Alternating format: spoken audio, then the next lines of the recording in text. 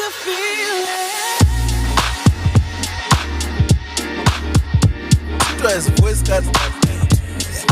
This is the podcast that Hey, what's happening? This is your host, Tinto, and yes, I'm back this weekend with another beautiful, funny, and exciting episode. But before we get into that, feelers, the coffees have dried up. And obviously, I understand because I had a dry season where I didn't give you guys episodes. But hey, man, this week I've been on it. This is the third one coming into you since Monday. So if you do feel like, hey, man, it's time to give back to Tinto, why not make my weekend by heading over to www.buymeacoffee.com/feeling station and give as the spirit leads. Remember, there is nothing too small to support the podcast that you've grown to love. Without out of the way, man, let's get straight into it. Yeah, buckle up because this is both funny and not funny at the same time. Man, what an amazing storyteller. Is that a breakup? I think we have a situation right here. On Feeling Station. Hello? I think I've had it. Yeah, do it. Yeah, do it by yourself. Do it by yourself. Do what by myself? Correct yourself. Really? Come correct. That hello is a bit. Oh God. Okay. Let's try that again. Ring, ring. Wait. This is too fun.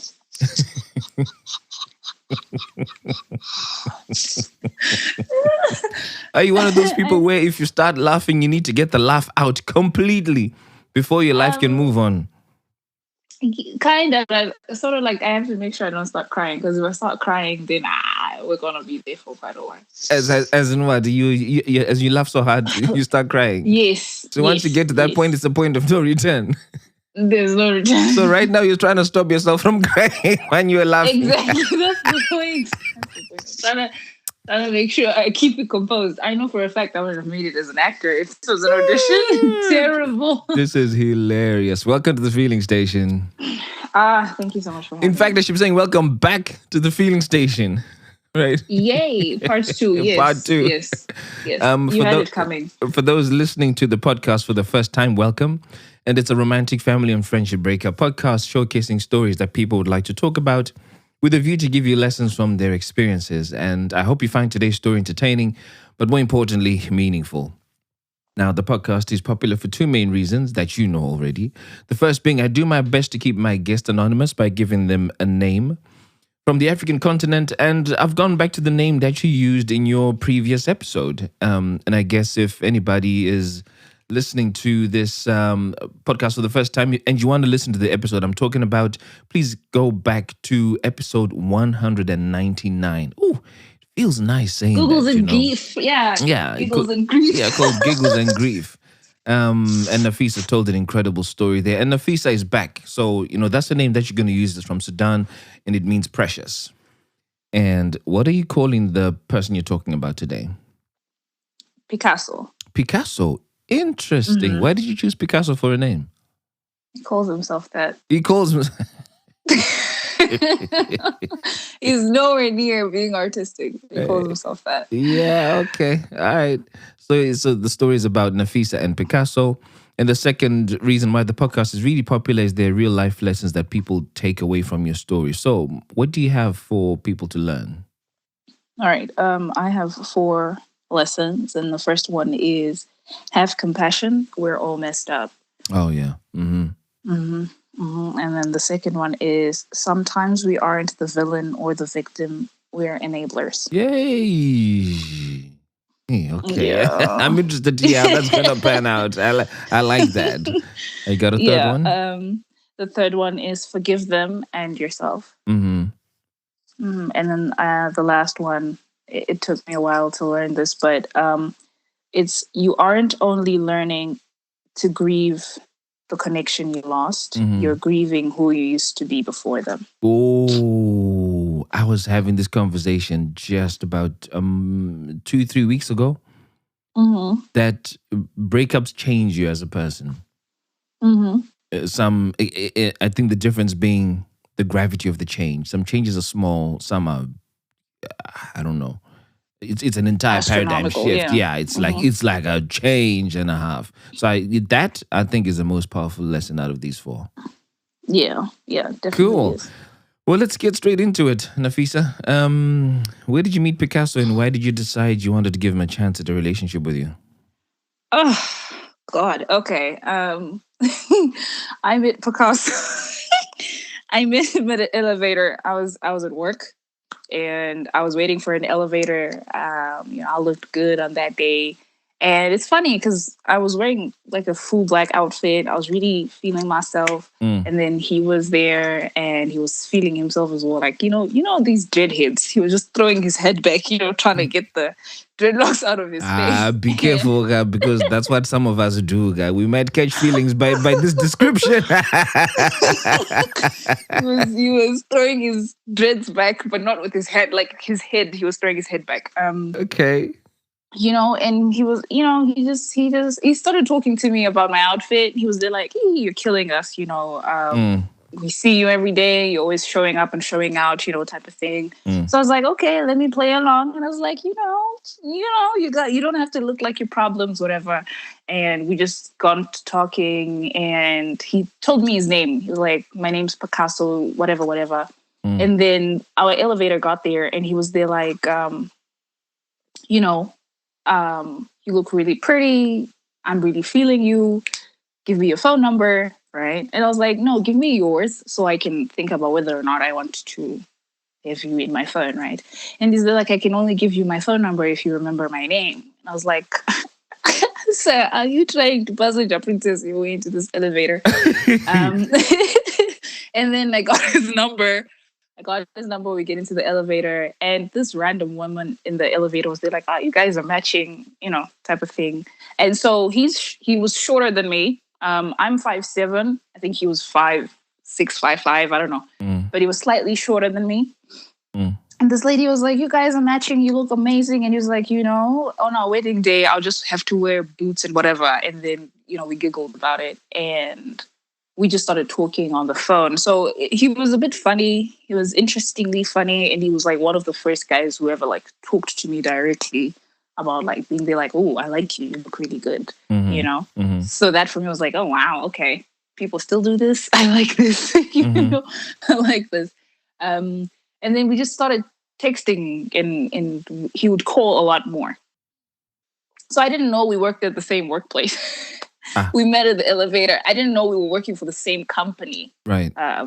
So, we would just talk everything. And then I think a couple of days later, then I saw him at his workstation. I was like, oh, you actually work here. And he was like, yeah, thought about you. And then I decided I wanted to move to this floor so I can stalk you from a closer distance. I was like, okay. I was like, okay. But the whole time he was sitting there the whole time, I just never noticed him. And then, we kept talking on the phone. It was very interesting because he was very direct and he was never like beating around the bush. He was very much in the pursuit, right? Like, calling, checking. We have to go on a date. I want to get to know you. I think after 2-3 days, it was like, we're supposed to go on a date. And I was like, okay, and I was a bit skeptical because I was like healing from a recent relationship, and it wasn't recent, but I was just healing. I was just putting myself together.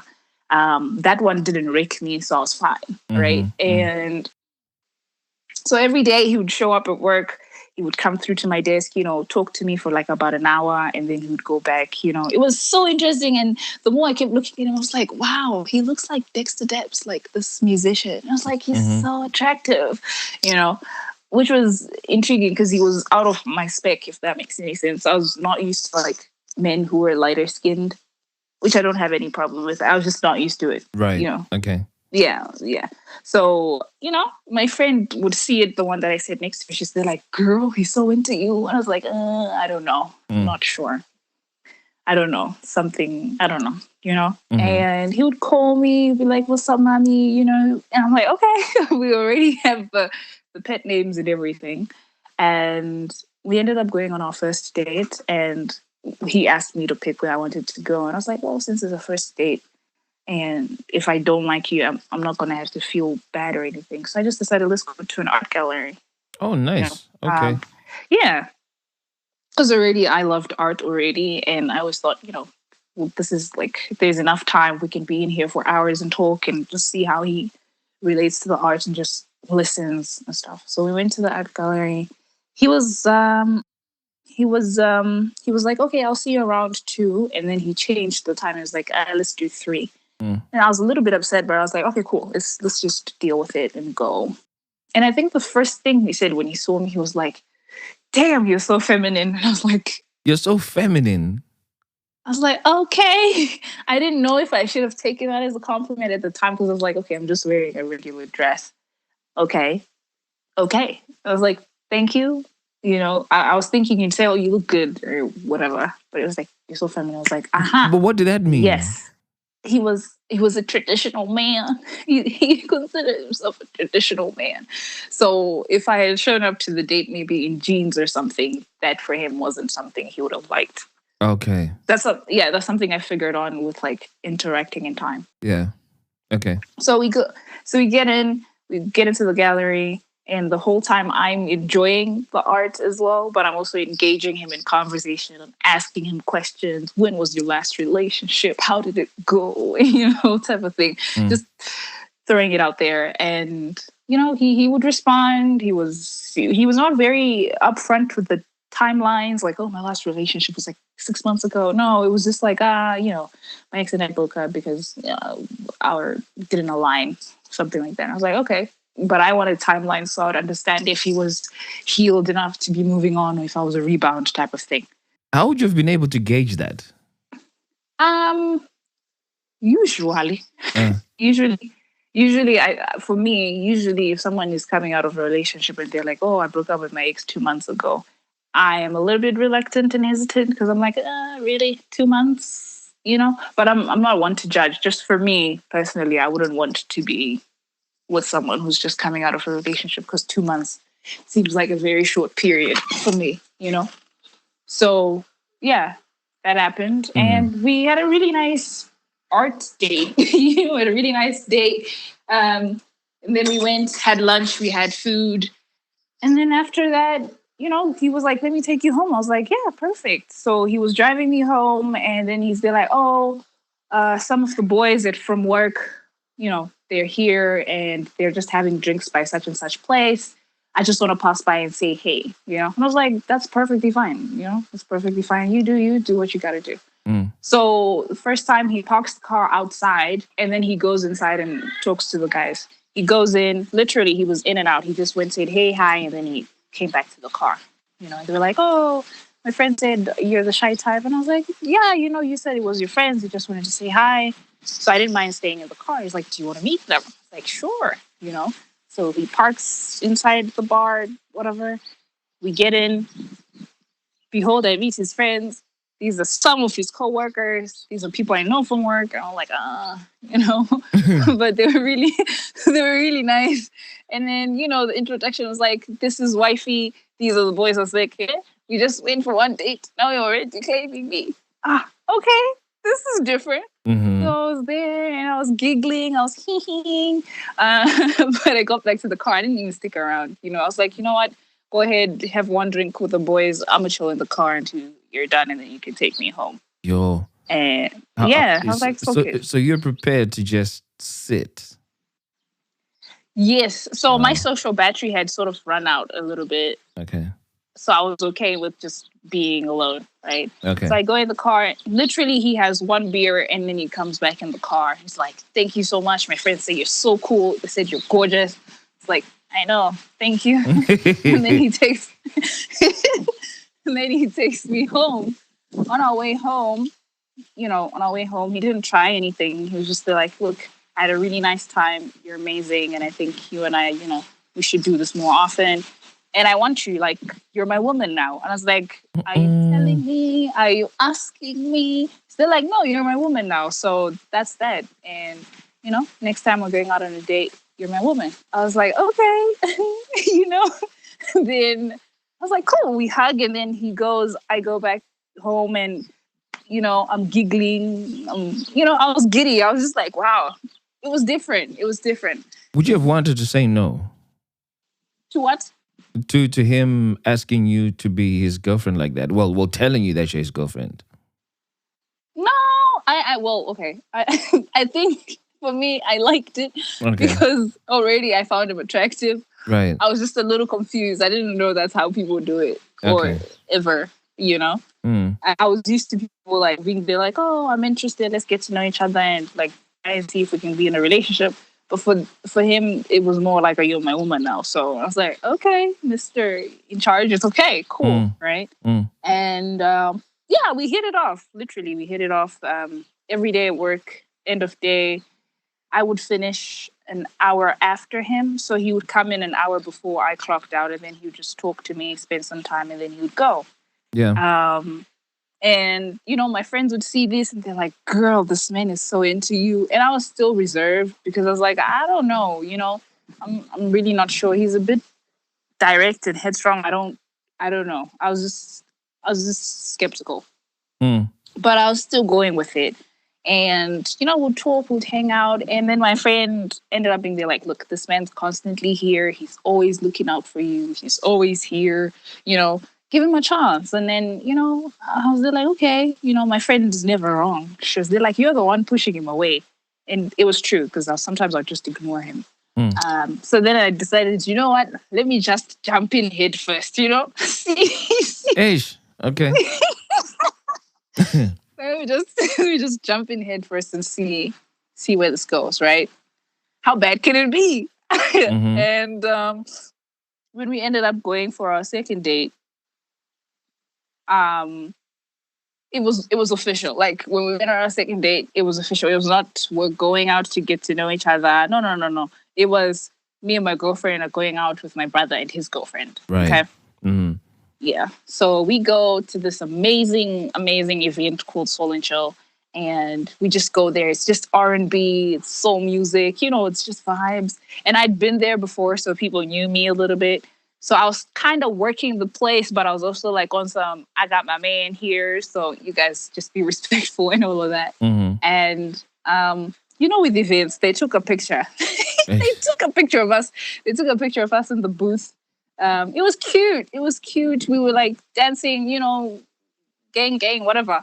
And there was one, you know, he just ended up kissing me, of course. And I was like, it's okay. It's like, we're here anyway.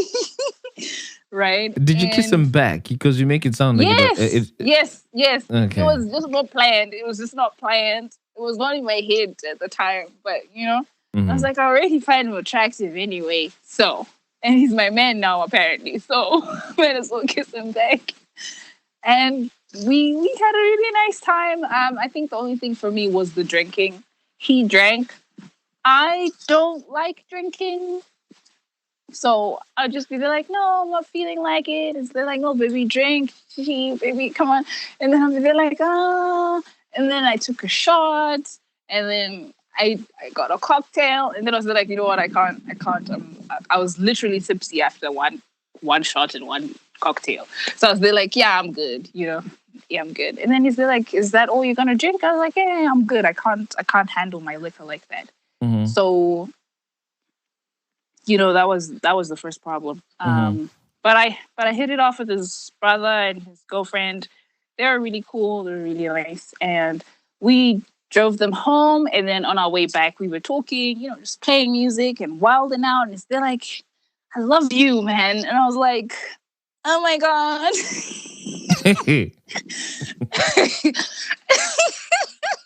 And I was like, "Ooh, okay. If I don't say anything, it's gonna be bad."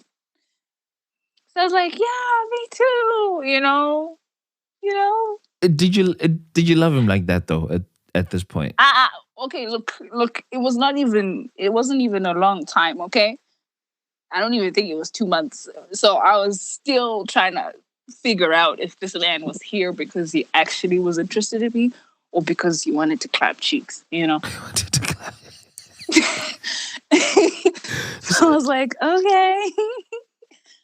I was attracted to him. Okay. I did find him attractive and I was attracted to him as a person. I was just trying to like ease into the I love yous for me because I was there like, okay, I mean, I'm feeling you, but I don't want to let this butterflies in my stomach make this relationship what it is not. probably. So the answer to my question there is that no, you are not in love with him yet. Yeah, no, And no. yet, I wa- and yet you said it. I didn't say I love you. I was like, me too. So I could have been saying me too to a lot of things. Me too. What? Obviously, the me too is in the context of him saying I love you. So Yeah. me too. I love you too. I guess my first question at this point is why were you dishonest with yourself and with him? I was tipsy, but also like I wanted to love him. You know, I wanted to. I was just they're like, it's just a timeline. Just give me some time to get there, to just Okay. organically get to a place where I can say I love you and actually mean it. I just find it interesting that you were able to ask for time when you said when you said give me your number and you said no, I'll take yours so that I reach out to you when I feel like it's time for me to do so, right? You were able to do that then, but you're not able to ask for that same time now when those words have been said.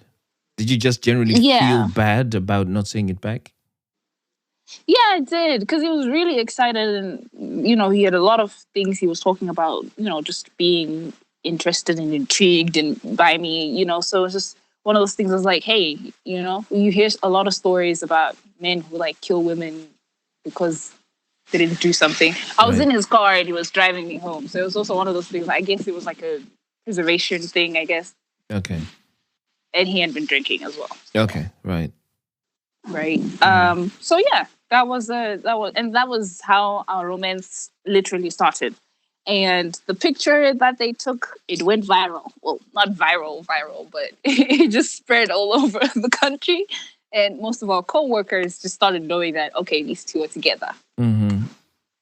And it was sweet. He would come to my desk all the time. He'd get me food. He would never call me by my name from our first date. Mm-hmm. It was never my name anymore. And it was sweet and everything. What would he we call would you? go out. It was babe, it was mommy. It was just that, it was just never Yeah. my name. So I just wasn't used to him saying my name at all. Right? So every weekend we'd sort of like go out, go on a date, hang out, do some stuff together. Which was fun for me, which was fun. And obviously with time, then whenever he would say I love you and I'd say I love you too, I would actually mean it because with time I'd gotten to that point of being like, look, I'm actually in love with you now, How far in was this at this point? 3 months in, 4 Okay. months in. Yeah. Okay. Yeah. And so around that time, I was now saying I love you because I actually meant it. And there was a time where we'd have conversation and he would say something like just randomly, he'd just be there like, I've got a big ego. Just got a big ego. So don't mess with me. I've got a big ego. So I was just like, okay. And I think at the time I didn't understand what a big ego was supposed to look like or what it meant, or what yeah. I was expected to be doing, Because whenever they say I have a big ego, and then we had a situation where we were in the elevator together. We were going to the car to have lunch, during our lunch hour, and two guys just got into the elevator. Like, for context, I used to be a fashionista. Like when I say fashionista, I don't mean corporate baddie. I just mean corporate artsy, interestingly dressed up model type person, Right. Yeah. So I'd be in the elevator. I've got this really nice outfit on, and the guys would be like, "Damn, you look really good," And I don't think they meant it in any sense of like disrespect. It was just like, "You look really good," and I was just like, "Thank you." I just say thank you and just keep it going. And so for him, there was this one guy who was there like, "Damn, sweetheart, you look really good," and I didn't want, I didn't want to like be all up. So I was just like, "Thank you," and then I kept it at that. And then they started talking to him about his shoes, like they were complimenting his shoes. So I was like, "Okay, we're good." Yeah. So when we get to the car, he's there like, so guys can just call you sweetheart out of nowhere, huh? They can just give you pet names. Yeah. He's like, people are complimenting you and you're on some hee. So I was trying to also self-reflect. And I was like, did I respond in a, flirtatious way? I remember I just said thank you. And I didn't keep the conversation going. He's there like, I've got a big ego. So they're like, okay. Okay, right. So I'm not supposed to receive compliments. I was trying to understand, not that I was trying to villainize him or anything. I was just Mm. trying to understand what it meant. Mm. So yeah, he was like, watch yourself. And I was like, okay, my bad. I apologized and kept it moving. Mm. And I used to do a lot of things before we met. I loved to color because I wanted to get into painting. So I was trying to learn how to like gradiate colors together.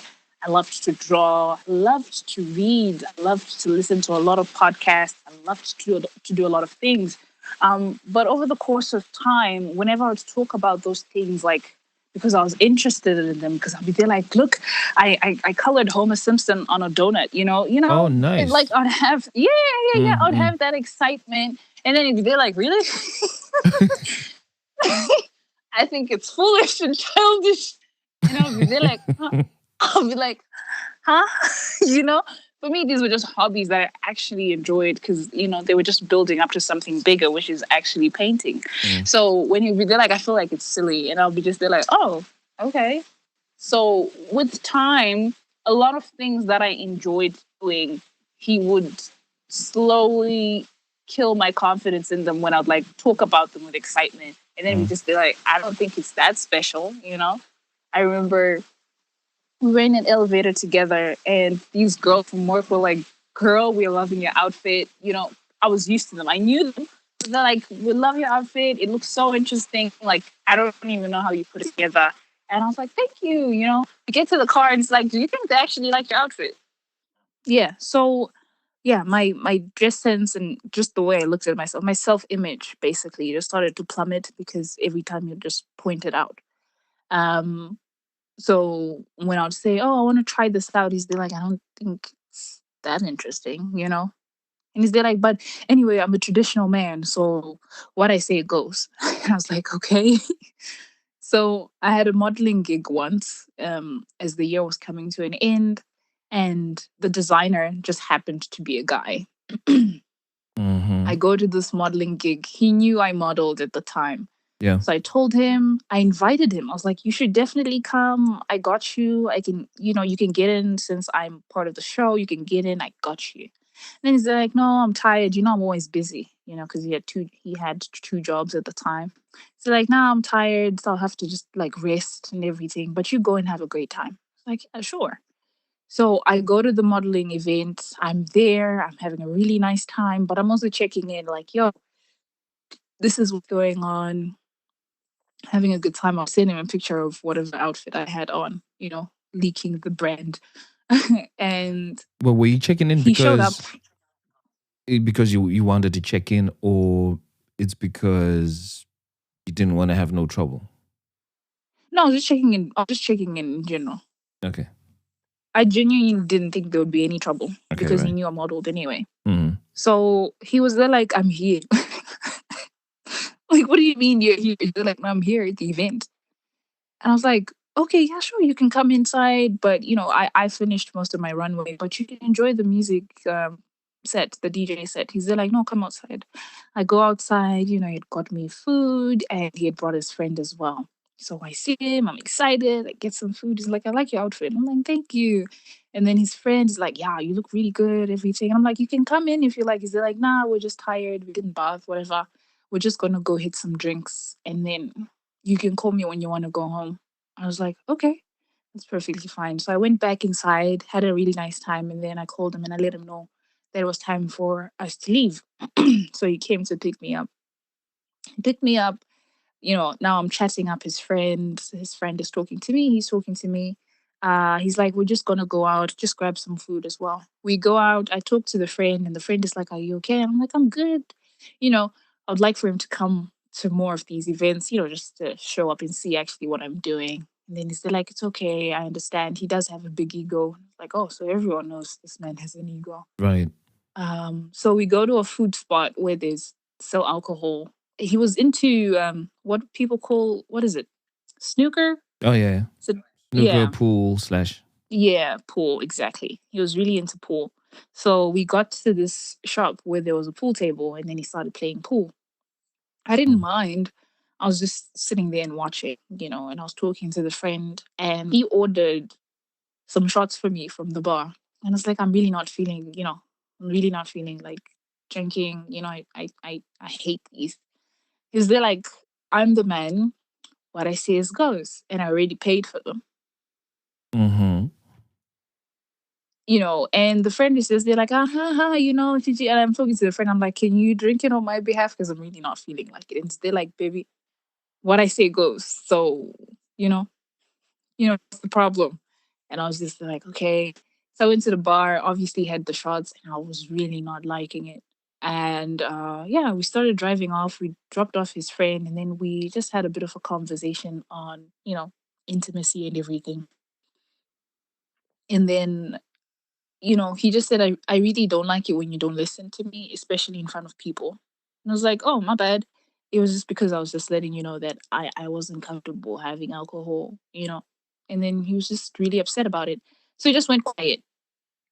The whole Mm-hmm. drive, he was just quiet. So I was like, are you going to talk to me? What's going on? He just went quiet and then he started ignoring me. I was like, Mm-hmm. okay. I was like, okay, let me give him his space. So I was just quiet as well. He dropped me off. I was like, you gonna hug me? He's still like, I don't feel like it. I was like, okay. And then I left. Mm-hmm. And then it just kept going on. Like, we would go out, we'd have a small little where I would say I didn't want to do something, and then he would just become silent about everything. Mm. And so, or sometimes we would go out, I would say no to something or just say I didn't like something, and then he would just end up flirting with either like the waitress Ah, or ah, someone who was ah, serving ah, us. ah. Yeah. And then when you're there, like, what was that interaction? They're like, why are you so insecure? You're so jealous. I was like, Mm-mm. it's okay. It's all right. We don't have to do this. Right. What was that conversation you had about intimacy? You kind of skimmed over it. Yeah. We just talked about our physical intimacy experience. I was expressing that I felt like it was he made it feel like it was supposed to be performative, right? For me, it didn't feel like actual intimacy. It felt like we're performing, like we're showing each other's talent, you know? Okay. So, Did you used to watch porn? Because that's where a lot of performative things about sex usually stem from. that conversation was really skimmed over. Like, when I would ask things like, do you watch porn or do you masturbate? You'd just like look very offended, you Okay. know? Mm. So I'd really just not go around that conversation because Yeah. when we'd talk a lot, it was very obvious that he was quite violent back in his day and still now. He was quite violent back in his day. Yeah, still to Okay. this day. I think because we had a situation where someone, you know how men are. He got a little pissy. We were just walking and we were trying to get out, and then this guy was like, "Can I please walk?" And it was just one of those things where we would have just moved to the side, and he got really upset. He was like, "What are you talking about? Like, are you sizing me up?"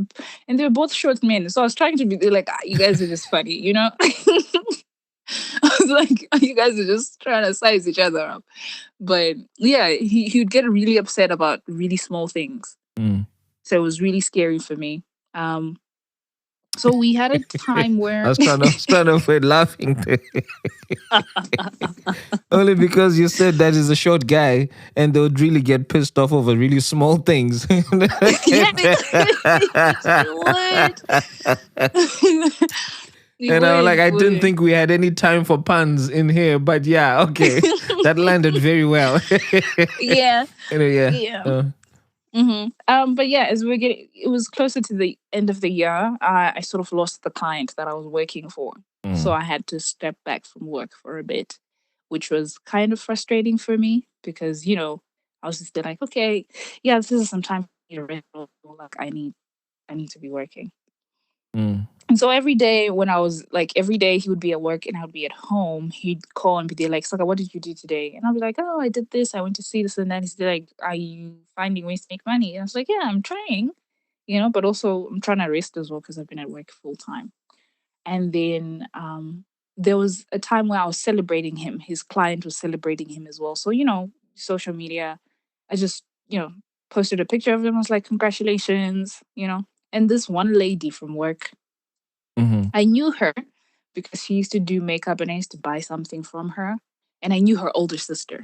And then she saw the picture and she was like, "Hi, Han, how do you know this man?" Mm. And I was like, "Oh, from work. Why?" And she was like, "Oh, nothing." I was like, "He's my partner. Eh, What's going on?" She's like, "Huh?" okay. She's like, he's my partner. No, I was like, "He's my partner." Mm. Mm. Right? Because I was like, rarely do women just ask, "How do you know this man?" Mm. So I was like, "He's my partner. Why? What's up?" And she was like, "Nothing." She was really cute about it. And I was like, "Okay." But from that moment on, I already was like suspicious. Mm-hmm. And I wasn't working. So I didn't have as much access to seeing him. Mm. So the day that his client celebrated him, I was still at work. So it was sort of like my last day at work. So he was there like, "Hey babe, our our client is gonna take us to such and such restaurant just to celebrate. And then after that, I'm just gonna go out for drinks with the guys." Mm-hmm. Not knowing that the lady who asked me, "How do you know this man?" had gone on a date with him on that day. Like, so he Oh. had gone to the restaurant and then he had come back to pick her up from work and taken her to lunch. Like, Mm-hmm. lunch for us, Maniria, Mm. that time of the day. And so, he had told her that, well, he had told her that he was in a situationship, entanglement situationship. So he wasn't Mm. in a relationship. So he was actively pursuing her. Mm-hmm. So when she saw me post him, she was there like, drama going on. Mm-hmm. I don't want to be a part of this. Mm-hmm. So, you know, that happened. Mm-hmm. But that was when I was not working. So I didn't know that's what was going on. But I was very quite suspicious. Mm-hmm. Right. So when I come back to work, when I start working again, we go out again to that very same event that we went for that second date. Mm-hmm. And this time I was dressed a little bit out of my comfort zone. Mm-hmm. Right. And I hadn't registered that I was changing to fit whatever mold it was that he preferred. Right. Very feminine and very, which wasn't a problem. It was just not something I was used to.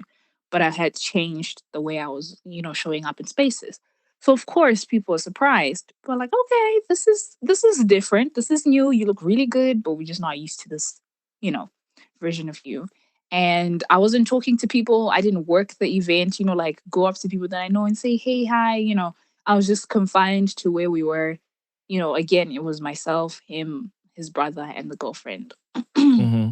We have a really nice time. We talk, and then he just randomly asks me, "How do you know?" What can I call her? I was about to be petty. "How do you know Ruth?" Okay. You know? Right. Mm-hmm. And I was like, "Oh, Ruth, I know Ruth from work because, she does makeup and I love her stuff. And, she used to sell stuff to me. Right." And so Mm. like, "Oh, okay."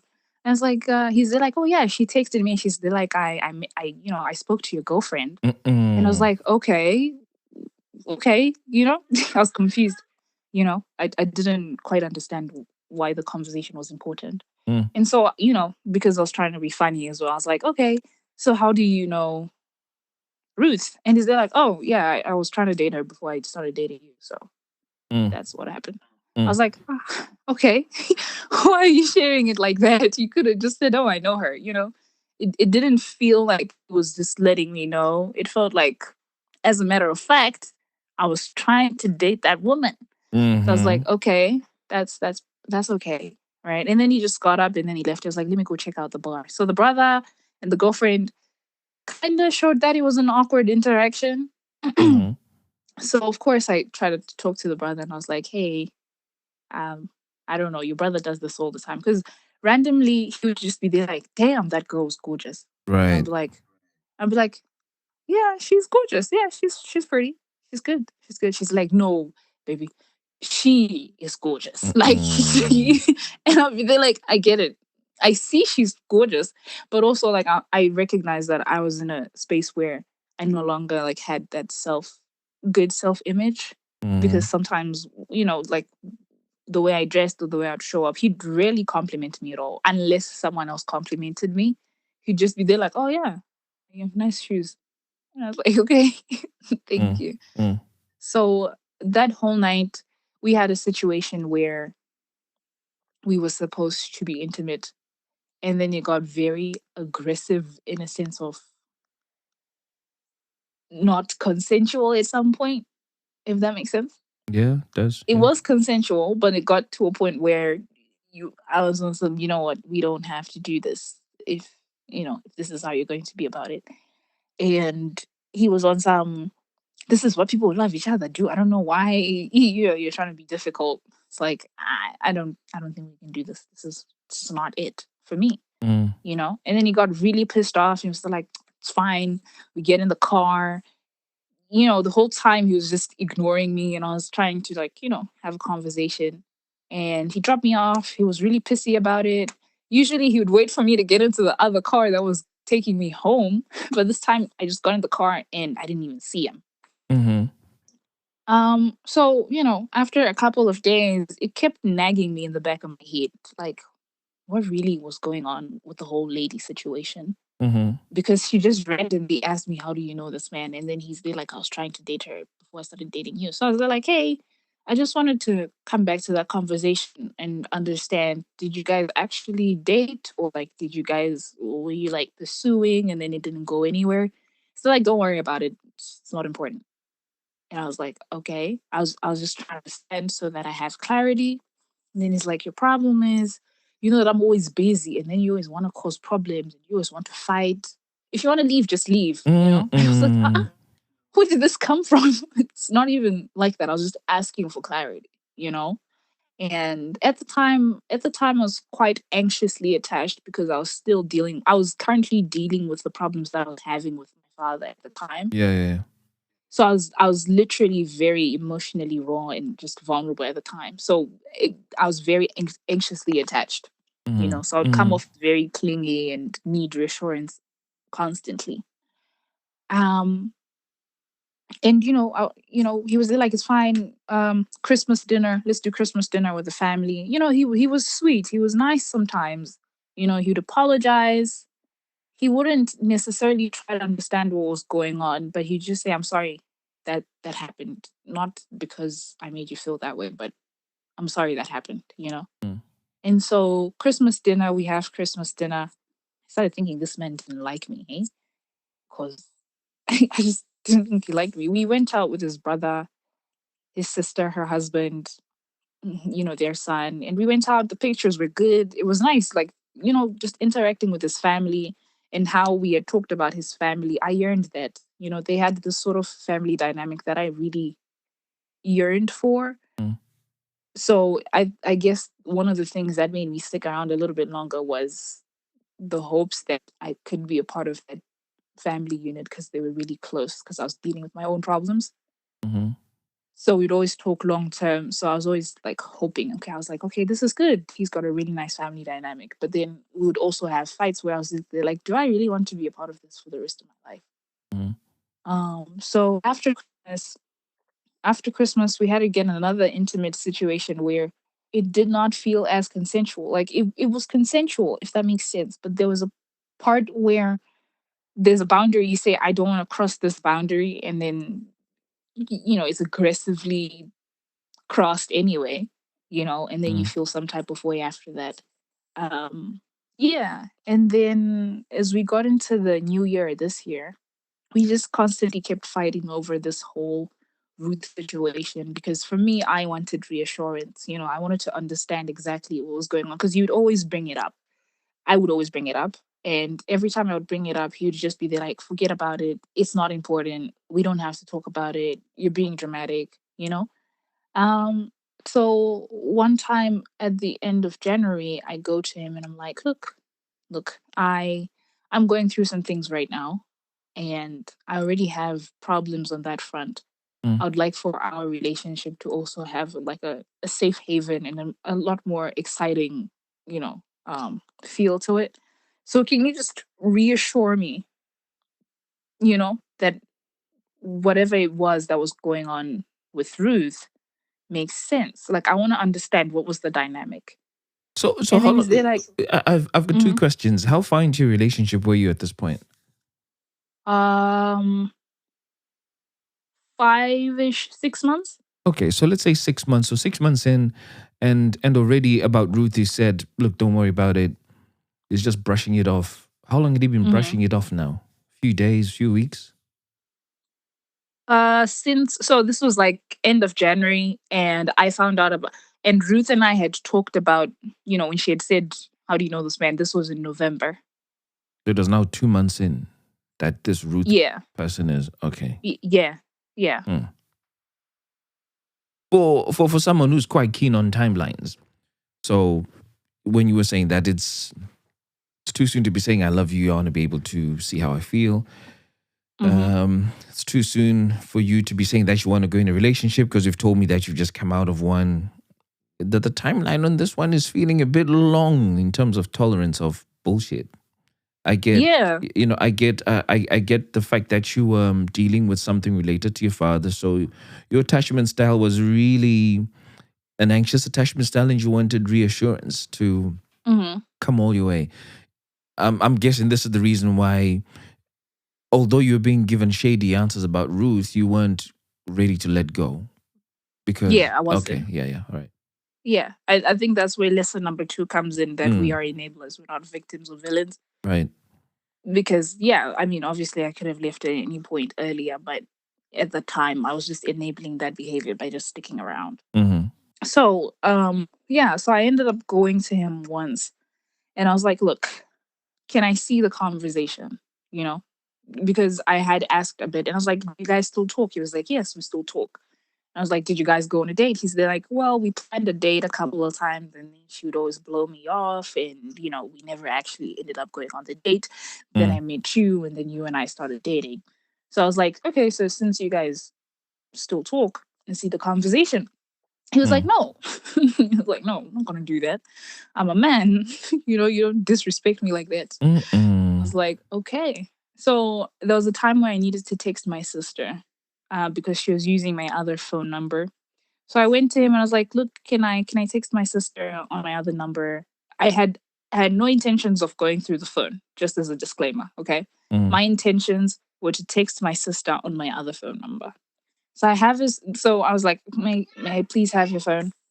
And he's like, "Yeah, sure, what do you need?" And I was like, "I need to text my sister." And he's like, "Okay." He unlocks his phone, he opens WhatsApp, he looks for me, he opens the chat. He literally opens the chat for me. Yeah, so he opened the chat for me so that I can text my sister. So while I'm texting my sister, a message pops up. It wasn't hers, but it was someone else. But it also showed her text, right? And she would say something like, "Oh yeah, that's why you gotta play hard, and like you gotta play hard and work hard or something." It was a flirty text, right? And I recognized her name, and I was told they just say hey hi, type of thing. And so I get really upset. I give him his phone, I leave, and then I cool off, and then I come back and I was like, "Look, this is what I saw. Can we talk about it?" And they're like, "Why were you going through my phone?" You see, that's very disrespectful because I'm a man, and I've got a really big ego, and I'm like, I didn't say all of that was supposed to be happening. I'm just letting you know this is what happened. You said you guys just text hey hi, but this is clearly like you guys actually communicate a lot, like you guys actually have connection. And then he was like, "You're just overthinking things. We'll talk about it later." So we never got to talk about it later. So because I was really upset and I was going through some things and I was very anxious at the time, I was very hurt, I called her because she sat 3 seats away from me at work. Bruh. And ever since I came back, he never visited me. So I was very suspicious already. And she sat 3 seats away from me. So I call her. I'm like, "Hey, this is not a woman to woman thing. I'm just trying to get some answers. You're not obliged to answer me at all. I just want to understand, did you and Picasso ever date?" She's there like, "I'm driving, so let me call you back, or call me back after 15 minutes." And I call her 15 minutes on the dot. I'm like, "Yes, ma'am." Spill the tea to me, please. And then she's there like, "We didn't necessarily date full time, but we did go on a date. And then we were supposed to go out for dinner. But then you posted a picture of him and then you told me you were his girlfriend." And she was like, so when we went out on our date, he told me he was in an entanglement situationship, a situation where he was with someone who, it wasn't an actual relationship. They were just in an entanglement, like a situationship, just for sex, right? Mm. And I was like, ah, okay. And when was this? And she was like, well, he told me this in November, and we had been talking since before August, and we had started dating in August. Wow. So I was Okay. trying to piece these things together. And I Mm. was like, okay, so you guys started talking before August, and then you guys went on the date in October, and then you went out on another meet and greet, whatever, in November, and then you saw me. So for me, of course, I couldn't blame her and be like, why didn't you tell me when I asked? So I was just like, you know what, thank you. Um, thank you for the clarity. You didn't really need to give me these answers. You're not obliged to, but thank you for giving me that response. And she's Mm. like, yeah, sure. Are you guys still together? And I was like, yes. And she was like, well, we talk and flirt all the time. So I was like, thank you. Okay. Mm. So I had evidence. I had evidence. Mm. So I approach him again.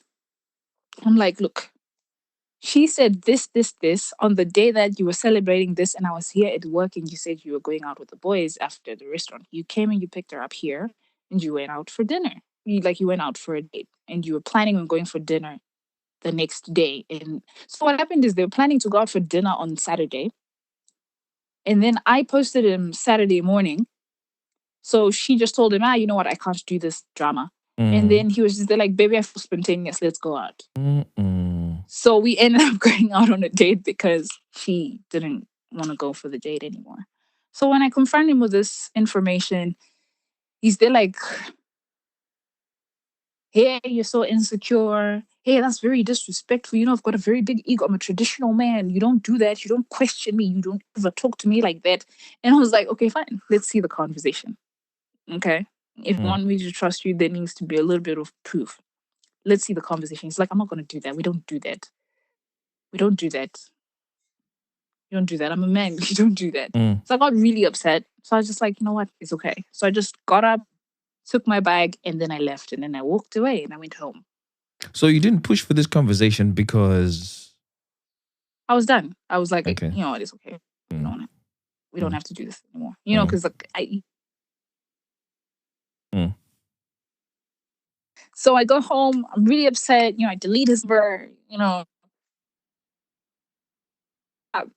I'm like, so that you don't try to call me. And he doesn't reach out or anything like that. He doesn't reach out. He doesn't talk to me.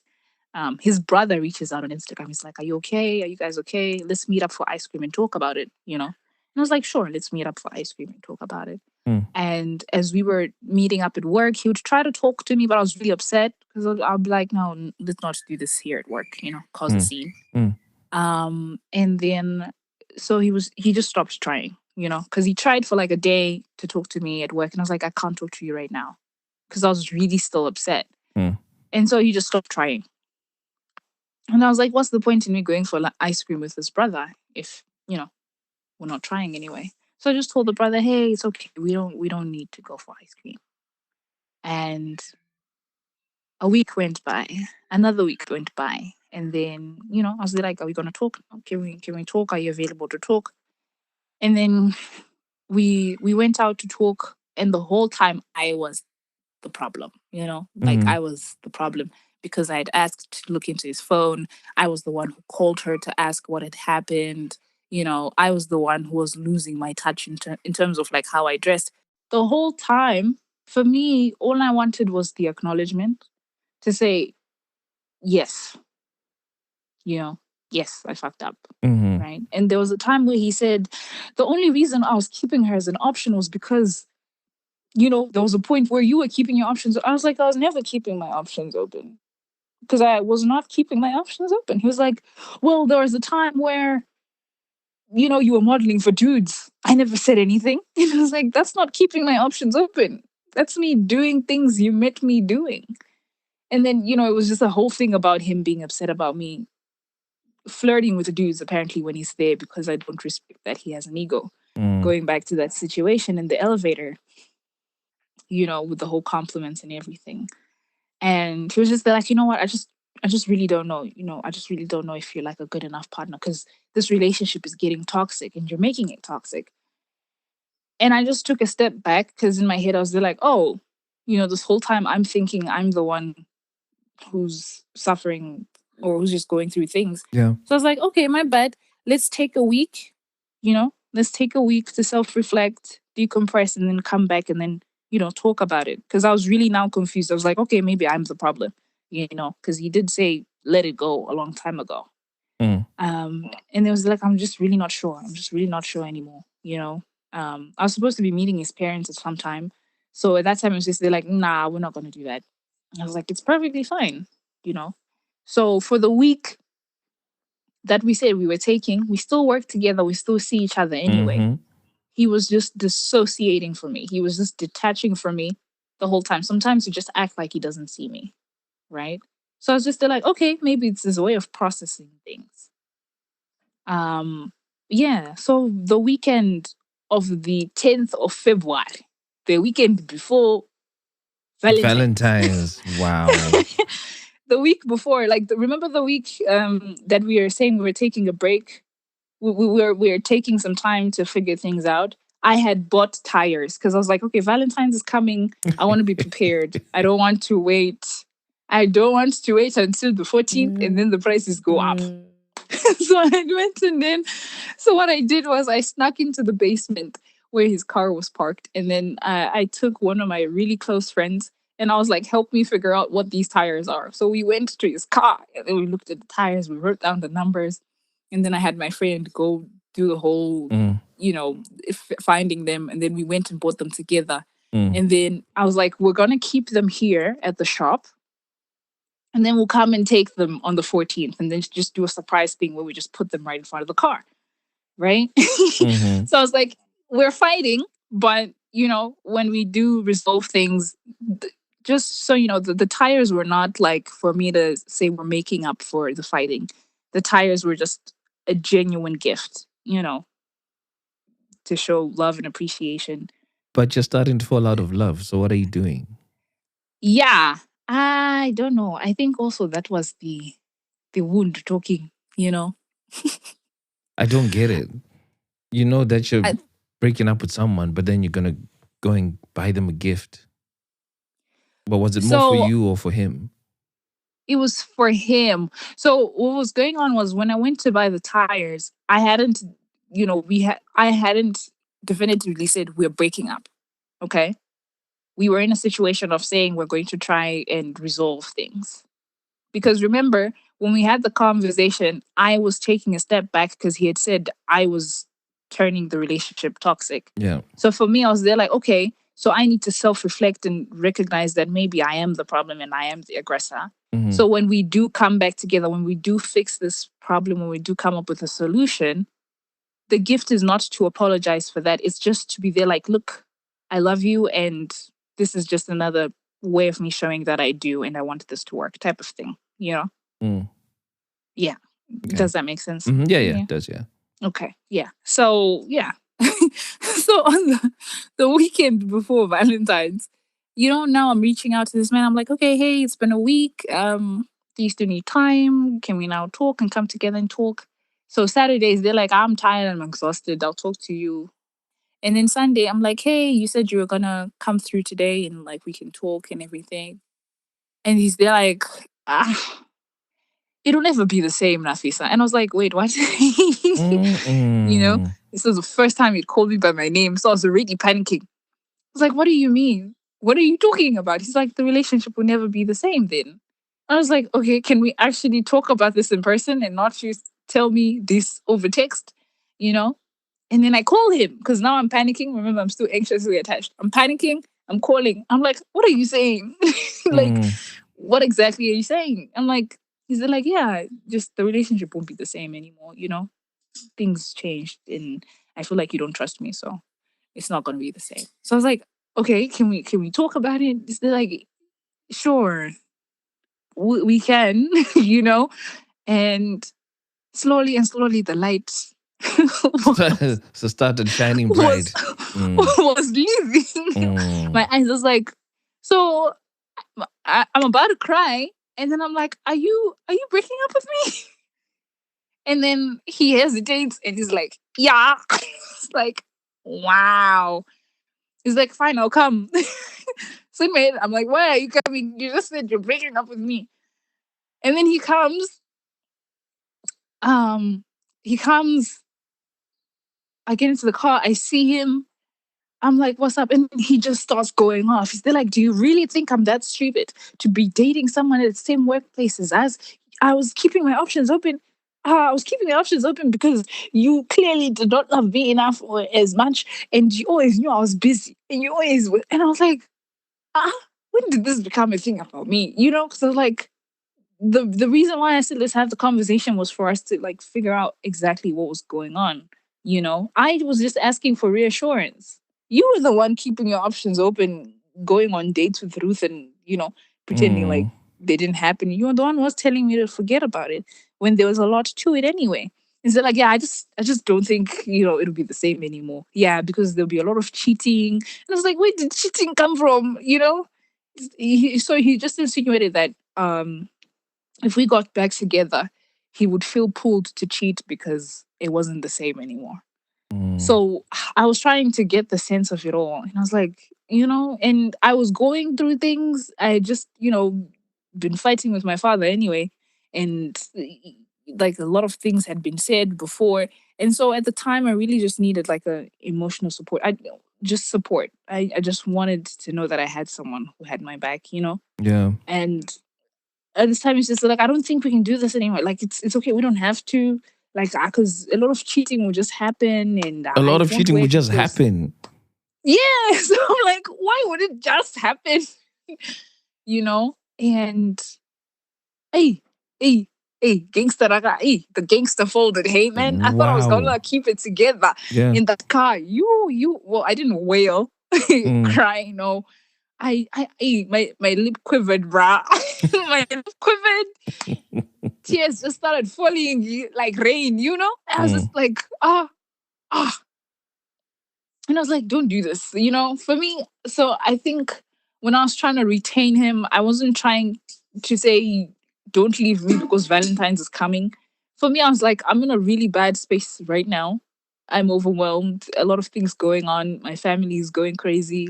I just recently started work, and you want to leave me right now? I'm in my most vulnerable, right? And I didn't say, don't leave me. I was just like, don't do this. And then he was like, yeah. And this man looked me dead in the eye. And I was crying. Well, I wasn't crying. My tears were flowing. But I was just like, yo. And he was just like, yeah. And I was like, okay. I get out the car. And then they're like, yeah, your neighbor is really nice. You should find a house for me here. Wow. I was like, what? And he drove off. Oh. And I was able to hold myself together until I got into the house and locked the door. Oh, God. I cried. Put my head in, I cried terribly. And then he texted me. He was like, you don't know how hurting and you don't know how much relief and how much hurt I feel at the same time. What? And I was like, I'm not sure what the relief is for, but okay. And I think the last thing I could say for me, God, I was like, yo, I don't know. I think I was still in shock. I was like, I love you, brah. It's okay, I love you. I was in shock. I was like, it's okay, I love you. And then literally it was a text, but I could tell. Like he just texted it back because he was like, Ish, I can't not say it back. Now it's giving me in the beginning. Not being yeah. So and that was that. And you now I have to go to that shop And return the tires. and be like, you know what? You can have these tires back. Luckily, I was able to cry again because, well, I didn't go there looking to emotionally blackmail them or anything. I was just overwhelmed with emotion, because the thought of just Kongoti, he left, right? Yeah. I was there like, hey, he left, guys, and I don't know what to do with these tires. Yeah. And at first, it was funny when I was saying it, but I actually started falling up. I had a breakdown in the shop. Can you imagine? Trying to give them back their tires. And, the manager ended up taking me to the office and was like, yo, sister, yo, I'm And assuming and it's not like, easy returning things like tires, right? you can't. But then the Mm. good thing for me was I hadn't taken them home. Okay. Yeah, so there was no way I could have exchanged them or like done some, I Mm. had to like I was just grateful I hadn't taken them home. And then they're like, yeah, okay, and then they gave me back my money. And then Valentine's came through, and the girl that I was staying with was receiving multiple gifts left, right, and center. And here I was like, yo, am I really going to work? This man calls me just before my shift. Is like, hey, mommy, what's up? I'm like, this bit. Mm-mm. I'm like, okay. He's there like, yeah, I know. He's like, happy Valentine's. I was like, thank you. He's there like, I could have bought flowers, eh, but there are more important things. So, so I'll just give you some money to like help you with the situation. I was like, oh, thank you very Help much. you what with your With grieving my, and yeah, with loss? my whole, with my situation at home. Mm. Yeah, because he always said he was not a romantic. He always said like, I'm not a romantic. Mm. So when I went to work, and people were there like, oh, girl, well, like it was one of those things where everyone, not everyone, but majority of people at work knew that there was a relationship, and they, when they would see us happy, they would be like, yes, this is the dream. So, at my desk, it was very surprising when people did like, there are no gifts. And I was like, Mm-mm. and one of my friends was with him in an elevator, and then he calls me and he's like, yo, your man is out here talking about how Valentine's is a pagan ritual and it's stupid and it's Wow. capitalist. I was like, he's not my man anymore. So yeah, he comes, he sees me, he's like, you look really nice, you look beautiful. It's like, this is the first time you've complimented me ever directly. Mm. Then he gives me the money, and then he's like, if you ever need anything, that breakup line, if you ever need anything, if you ever need anything, I got you. It's like, Mm. thank you. And we never talked since then. We never talked since then until I think, and then rumor started moving, like I think a month or two. It was Mhm. like 2 months, April-ish, end of March, April, beginning. Rumor just started moving around. Oh, did you see that he moved on? He's dating someone else. I think he's dating the girl. So some of my Which friends, girl, they're like, Ruth? Ruth. Yeah. Okay. The story was he's dating Ruth, right? And then, yeah, I was just having a really hard time. I was just having Mm. a really hard time. I'd go to work dressed in the most ridiculous. Like, if I could wear sweatpants to work, I would have gone to work in pajamas the whole time, because I was just falling apart really from all angles, and really didn't know what to do. I just really didn't know what to do, because now I didn't understand that I was ready to break up with him when he refused to show me the conversation, right? Mhm. But when I said we need to talk about it, I was also like leaving a door open to say, look, if you're open to, if you're willing to be accountable and acknowledge what happened, we could probably maybe talk about it and move on from Yeah. this. Mm. Um, but yeah, and then I think in May, my birthday came up and he didn't say anything about it. His nephew's birthday was the day before mine, so Mm. his sister sent me a message. And she was like, "Happy birthday from little one," and I was like, Mhm. "Oh, happy birthday!" And then so when she called, and then I talked to the nephew, he was like, "Oh, uncle's girlfriend." I was like, "Ooh." So I'm not, but it's okay. Um, right. And then I had a time of like emotional starvation, is what I'm going to call it. I had a time for like a time where I was just emotionally starved. So I called him. So I called him. I called him. It's like, hey, what's up? Hi, how are you? How's work and everything? And then I outright just said, look, I would appreciate some private physical intimacy. Well, what does that mean? Private physical intimacy. Since I'm ashamed to say that I said that I wanted some hey, you see, I can't even say it. I was like, look, hey, hi, Tinto. I was like, I'd like some sex. Yeah. But really, I was just really.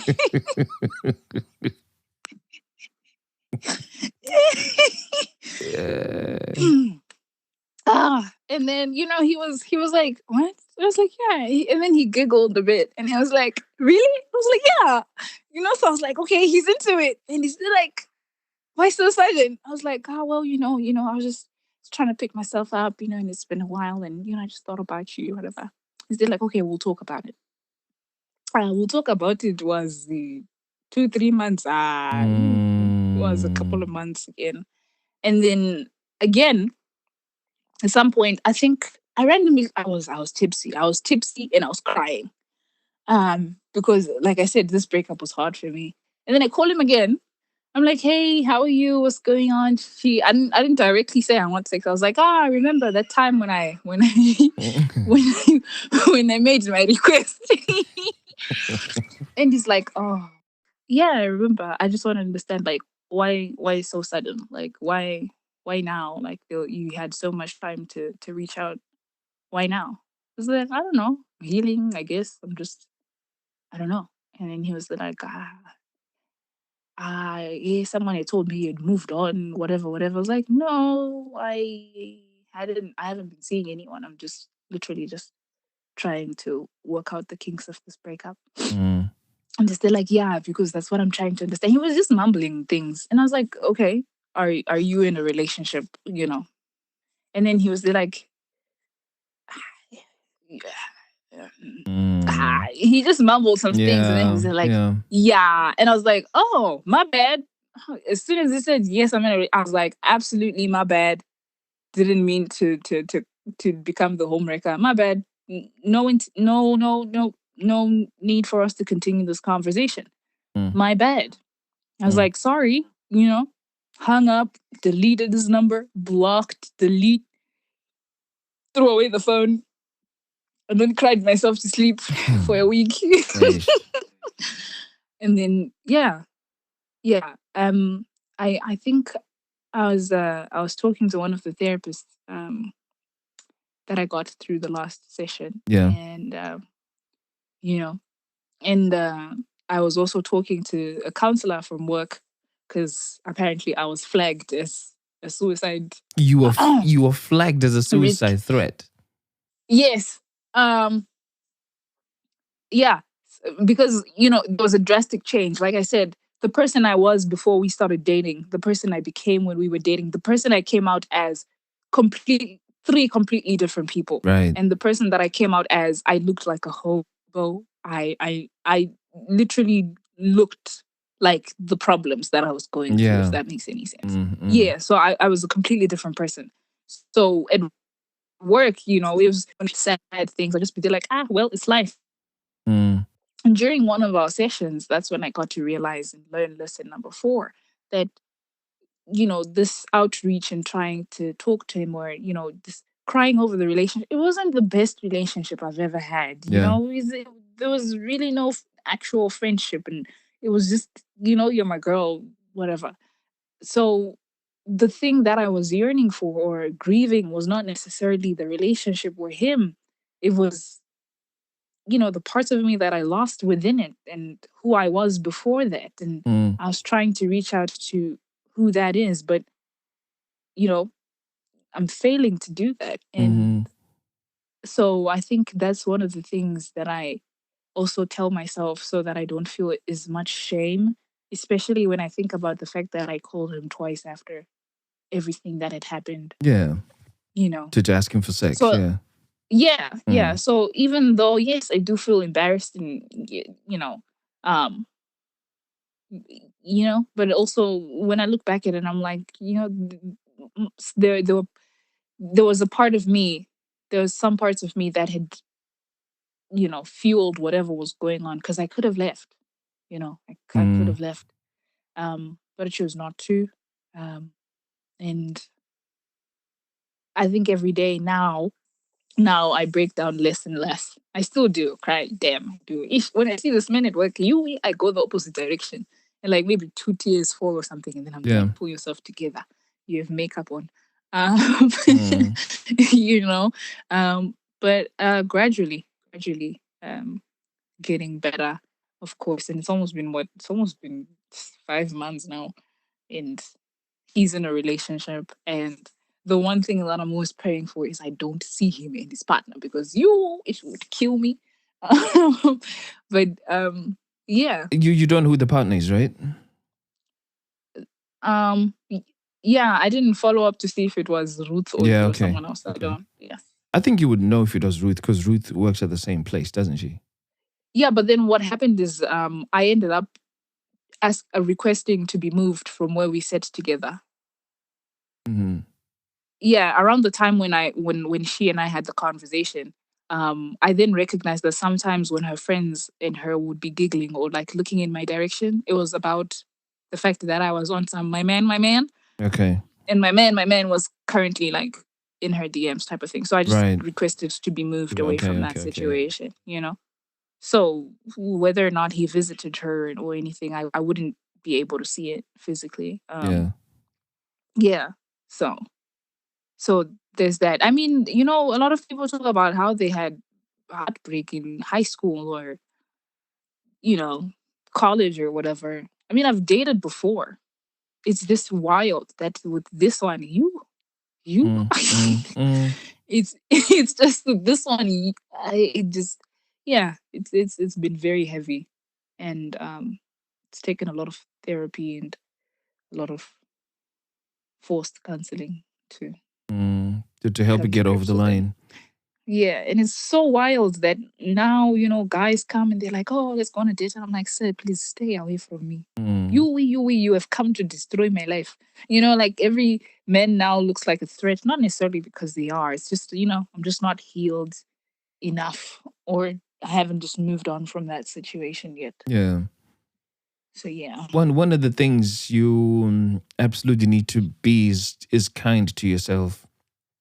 Mm, Because just looking from the outside in, knowing that you previously came on the podcast and you spoke about your relationship with your dad and how you were dealing with that. And you've actually mentioned it here to say that you were, fairly vulnerable and you obviously had an anxious attachment style where you needed to mm, feel some comfort from a male figure somewhere mm, because there was the issue going on with your dad. So when I was yeah. listening you to say, when I was listening to you and you were saying, when you said you're mine now, all you said was okay. When the first Mm, kiss came, all you said was okay. When he said, I love you, you're mm, like, okay, I love you too. He says, I'm a traditional guy. You should dress different. You said, okay. He offered you the shots. You really didn't want them. But then he says, I'm the man. What goes? And you're like, okay. And then he talks about Ruth and says, don't worry about it. And you're just like, okay. There's a lot of okay and compliance, yeah. during that stage of your life. And that may have a part to play. Again, like I always say, I'm not a psychologist and I'm not trained for these sort of things. But all of the okays and the compliance, Mm, sometimes come because you just want to feel accepted somewhere because mm, there's rejection happening elsewhere. I remember yeah. being in a situation where I accepted a hell of a lot of bullshit, like way more than any normal person would. I wouldn't say any normal man, any normal person would. But that's because there was a desire not to feel rejected. Mm, And so I think there is a tendency to take on more bullshit than you need to. And then when time comes to move on, it's the acceptance that, okay, what I thought is a source of comfort is not actually a source of comfort and is actually a source of a fresh set of pain, which, if mm, not dealt with, will lead you to attaching to somebody else on the same basis. yeah. So, I'm just saying be kind and patient with yourself because I think what was going on in there was just you wanting to feel like you belong somewhere. Mm, And there was hope of that happening. And it's very difficult dealing with the loss of hope because hope is really the only thing that keeps us alive, period. Everybody who eventually yeah. takes their own lives is because they've lost hope. Mm, And so there was some hope that was taken away from you of a relationship that would have given you love, comfort. It gave you intimacy, and you still wanted some mm, of it to the point where you were okay going back to be as expressive as you were. You call it mm, embarrassing. Yeah, some people may find it embarrassing, but you were just being as expressive about your needs as you needed to be. It just so happened that you were asking the wrong guy for something that he just couldn't give you.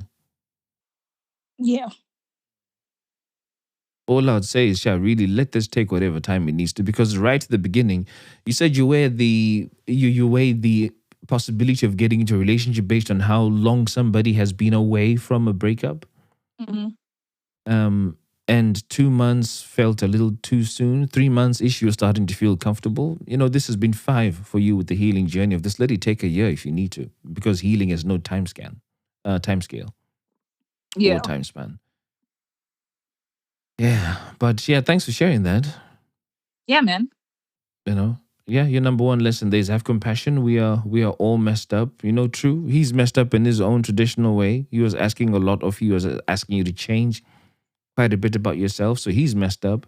You were kind of messed up dealing with stuff that was related to your dad and dealing with your anxiety around affection, intimacy, and the need of it, and possibly a bit of rejection somewhere in there from your situation with dad. And then number 2, sometimes we aren't the villain or the victim. We are enablers. Yeah. I mean, but I don't know how I feel about that one, because I think enabling something is, in my opinion, grounded in you knowingly doing something. I don't think you knew that you were enabling this because all you wanted was just a sense of belonging. So you were doing things that you were hoping would be inclined to serve you. But then in the end, they enabled the other person to behave poorly and badly. Again, that one I would, encourage you to be a little kinder to yourself there. You are a vulnerable person, I think, even now. So a lot can happen. So, be kinder with yourself on that one. Number 3, forgive them and yourself. Yeah. For forgive him for for being the kind of guy who he is, with the big ego. He's just not the right fit for you. The size of his ego versus your capacity to absorb it is a mismatch. And yeah, you're right. Forgive yourself for allowing yourself to be in a vulnerable position with somebody who took advantage of it. I think that's how I see it. And then number 4, you aren't only grieving the connection you lost. Yes, correct. You're grieving who you used to be before them. Yes, correct. Although I think the version of who you were before them, I think you were still trying to discover what that person is or who that person is. Because from our last conversation, I think you're only starting to really put yourself together. More recently. So you're forming an image of what you would like yourself to be. And then somewhere along the lines that gets, a bit muddled up. So now you're kind of back to, square one. Square one, yeah. But it's also a really good opportunity to use the experiences you've had to form what you actually want to be. And if you feel somebody's coming on too strong, I think I'm hoping your voice now will be louder for you to say, nah, I need a bit of time. You seem to recognize the need for time. Take it, embrace it. And all the guys who are hollering at you now and you seem to be afraid of them, yeah, I think it's natural to feel like that if you've been burnt before. But use the information of the past to inform your choice on how to proceed with this. Yeah, that's true. As for the part of you missing having sex with him, my guy. I don't think it was actually because it was like I said again, I don't think it was about the physical intimacy at all. I think it was just emotional starvation. That led me to reach out for what I was familiar with. But it's wild because ever since we ended the relationship, I was on some, you know what, I'm just going to be on a celibacy journey. So also me reaching out was also one of the things that made me think, am I doing this because I actually want this, or is it just because something feels like it's lacking? But yeah. Well, thanks, Nafisa, for coming again. And thank you all, feelers, for listening to this episode of The Feeling Station. I'm your host, Tinto, and I would catch you in next week's episode. Tell me what you're feeling. Satis and Daro Raini and Chaggy. Tell me what you're feeling. Now that it's over. Satis and Daro Raini and Chaggy. Let me talk about my feelings. Let me talk about my feelings, yeah. Urudoi motor no to kujidziro amai. Kujidziro amai. Love you. runoto kuchidzirwa ma